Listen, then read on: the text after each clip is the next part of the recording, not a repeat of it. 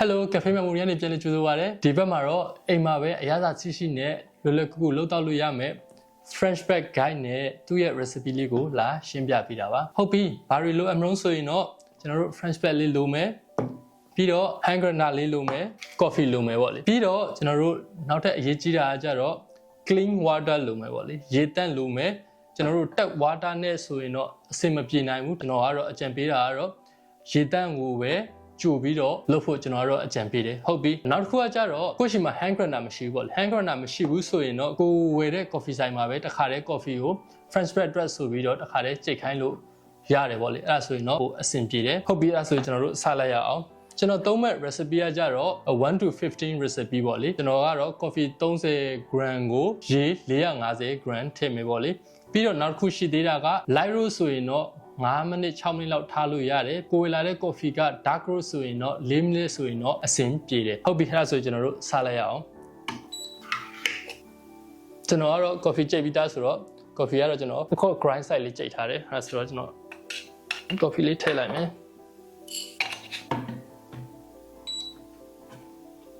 အနံလေးရမှုေးနေဒီ coffee ရပြရပါလေ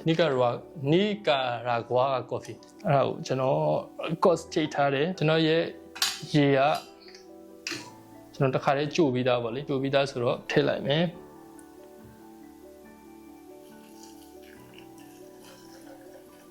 450ကျွန်တော်ထည့်လိုက်တာနည်းနည်းလေးတောင်ပိုသွားတယ်ပေါ့လေအဲ့ဒါကိုမှကျွန်တော်တို့အခုတိုင်မှာကျွန်တော် coffee က light roast ဆိုတော့ကျွန်တော်တိုင်မှာ5မိနစ်ပေးထားလိုက်မယ်ပေါ့လေဟုတ်ပြီအဲ့ဆိုရင်တော့ခဏစောင့်လိုက်တာပေါ့ coffee ကိုနည်းနည်းလေးအချိန်ကြာပြီဆိုရင်ဒီလိုလေးနည်းနည်းလေးမှုေပေးလိုက်အဲ့ဆိုရင် coffee ကတူတဖြည်းဖြည်းချင်းလေးအောက်ကိုကျသွားလိမ့်မယ်ပေါ့လေအဲ့ဒါကိုစောင့်နေလိုက်အခုဆိုရင်တော့3မိနစ်ကြော်လောက်ရှိနေပြီဒီလို scale မရှိဘူးဆိုလည်းပြဿနာမရှိဘူးပေါ့လေကိုယ့်ရဲ့ဖုန်းနဲ့ပဲကိုရင်းနှီးစထည့်တဲ့အချိန်ကနေစပြီးတော့ကျွန်တော်တို့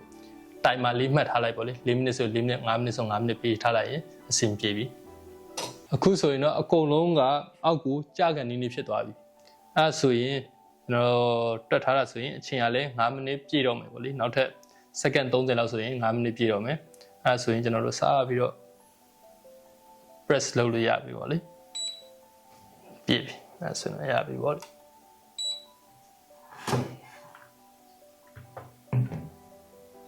အဲ့ဆိုရင်ကျွန်တော်တို့က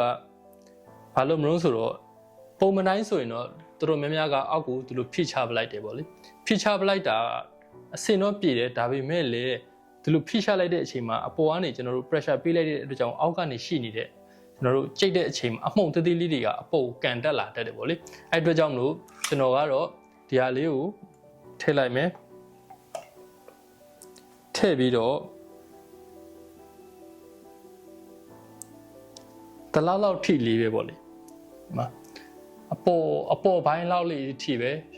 ထည့်ထားလိုက်မယ်အဲ့ဒါဆိုရင်တော့အောက်ကနေပြီးတော့ကျွန်တော်တို့ pressure မဖိလိုက်တဲ့အတွက်ကြောင့်အောက်ကနေအမှုန်တွေကအကုန်အပေါ်ကိုမတက်လာတော့ဘူးပေါ့လေအဲ့ဒါဆိုရင်တော့ကျွန်တော်တို့စပြီးတော့တောက်လို့ရပါပြီဒါဆိုရင်တော့အိမ်မှာပဲကောင်းမွန်တဲ့အရသာရှိတဲ့ French bread coffee လေးကိုရပြီပေါ့လေတောက်လို့ရပါပြီ